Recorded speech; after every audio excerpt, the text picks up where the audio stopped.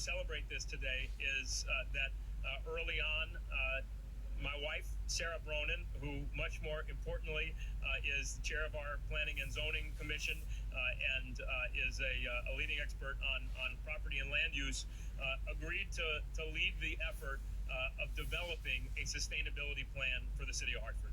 And she convened a planning group called the Hartford Climate Stewardship Council.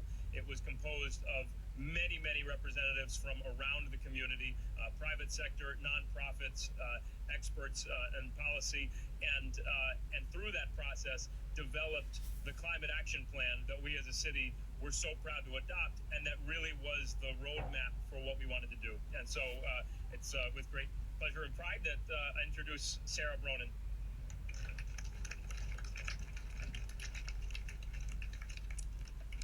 Okay, so I'm here to add maybe just a little community dimension here to our efforts. And on that note, I'd really like for everybody, I know Mayor Bronin asked you to do this, but everybody who participated in the climate action planning process, don't make me call you by name, to come up. So Joanne, Lee, Matt, Andy, that's you, Walt, come up behind us because this is Susan, please come up.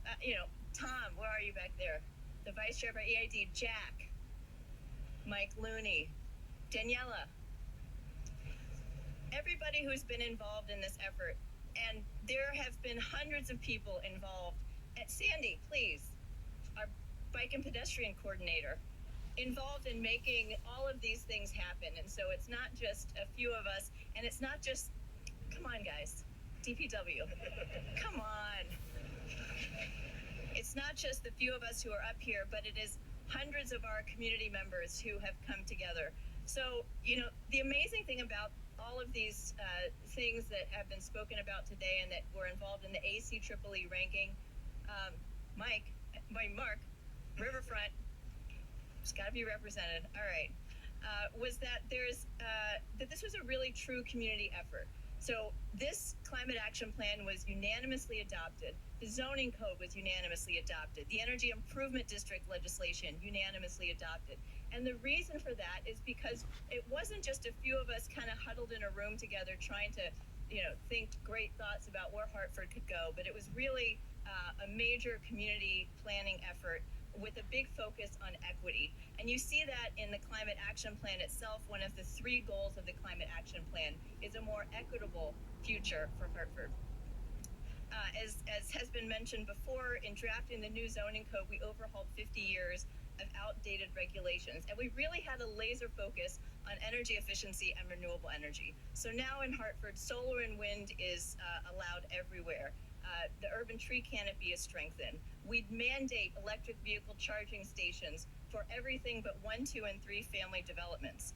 Our zoning code itself requires compact form-based zoning, which is more transportation efficient, something ACEEE recognized, than any other kind of zoning. And of course, as was mentioned, we did get recognition for being the first city in the country to eliminate minimum parking requirements, which we believe will reduce the transportation-related emissions that affect so many of our low-income communities, members of our community, in terms of asthma and respiratory illnesses. With regard to the Energy Improvement District legislation, so that district has been very active. As I mentioned, the vice chair of the EID is also here, but again, that's a cross-section of business, community members, residents, and non-residents.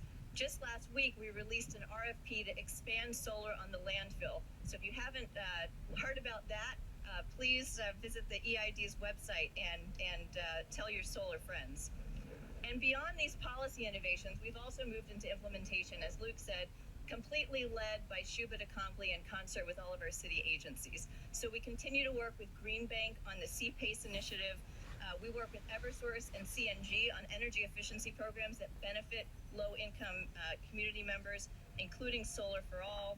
The streetlights upgrade is huge. We use WeGoWise to benchmark 85% of our public facilities and retrofits. This is an Energy Star best practice, something we didn't do before. Also, something we didn't do before is collect data of our greenhouse gas emissions and our utility bills, which, believe it or not, were pretty hard to find and consolidate, but now we have them all in one place.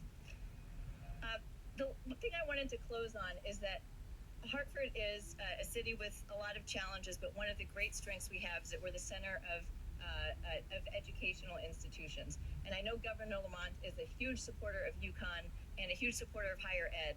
And I just wanted to mention, we've worked with Trinity College, University of Hartford, and UConn to do the research and to find the data that actually buttresses and supports the policy changes that we've made here.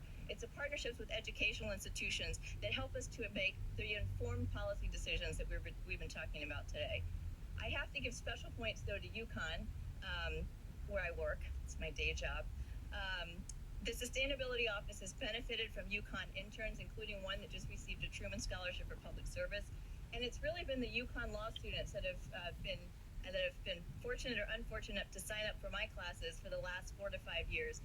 They've done a lot of the research on best practices countrywide to try to figure out what Hartford should adopt. Their work continues on a national scale. They're also working right now on the National Sustainable Development Code. And right in the fall, we'll be focused on autonomous vehicles and electric vehicles and policies related to those. So I would just say that Hartford will continue to rely on educational institutions to advance our policy efforts. There's a lot of room to innovate here and around the country, but we hope that Hartford keeps moving up and that we continue to be a city to watch. So thanks to everybody in the community who supported these efforts. And I think I'm turning it back over to Luke.